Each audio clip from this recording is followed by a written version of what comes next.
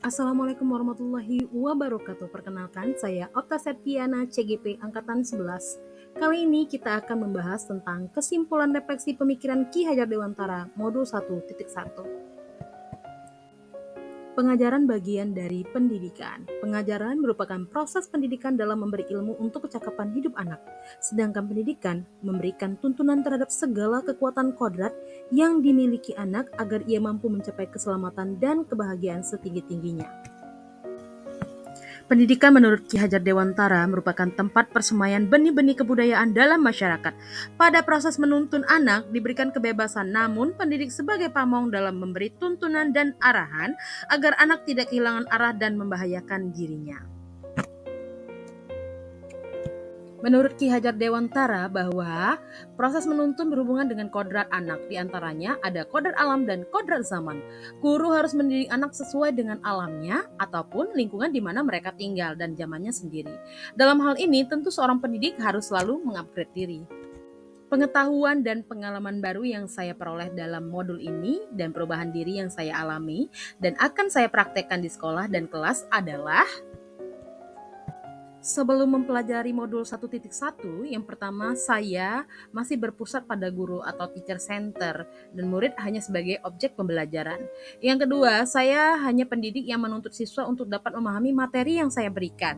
Dan yang ketiga, saya hanya seorang pendidik yang menilai lebih pada ranah kognitifnya saja tanpa melihat berbagai macam ranah yang lain. Dan setelah memahami modul 1.1, saya dapat mengetahui bahwa tugas seorang guru bukan hanya mentransfer ilmu, tapi menuntun murid agar mencapai keselamatan dan kebahagiaan. Saya juga memahami bahwa pendidikan harus berpusat pada murid, sehingga harus membuat metode pembelajaran yang bervariatif dan menyenangkan.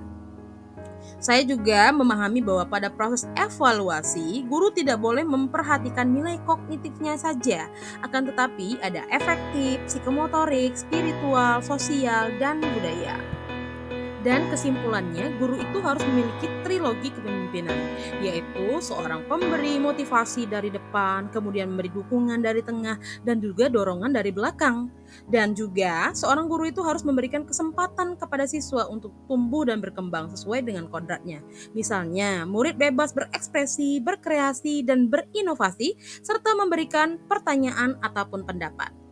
Kemudian yang dapat segera saya terapkan lebih baik agar kelas saya mencerminkan pemikiran KHD adalah: yang pertama adalah sebagai student center atau murid adalah subjek dan bukan objek dalam pembelajaran, sehingga saya akan mencoba merancang pembelajaran yang menyenangkan.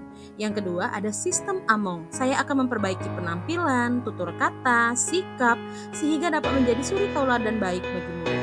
Saya akan berperan menjadi pendidik yang menjadi pendengar sehingga dapat memberikan semangat bagi murid. Kemudian yang dapat saya lakukan ataupun yang dapat saya terapkan pada pembelajaran di kelas, yang pertama adalah berpihak pada murid. Saya akan membuat model ataupun metode pembelajaran yang bervariatif sehingga pada proses siswa menjadi nyaman dan senang.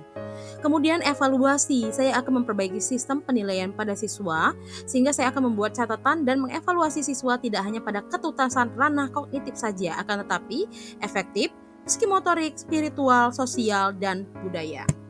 Saya juga akan berusaha mengupgrade diri dengan mengikuti berbagai macam pelatihan dan pembelajaran sehingga dapat menuntut siswa sesuai dengan zamannya. Kemudian saya akan membentuk komunikasi yang aktif pada murid sehingga mengenali karakter dan latar belakang murid dengan menjalin komunikasi yang aktif. Itulah tadi pembahasan kita tentang koneksi dan refleksi pemikiran menurut Ki Hajar Dewantara pada modul 1.1. Saya ucapkan terima kasih. Assalamualaikum warahmatullahi wabarakatuh.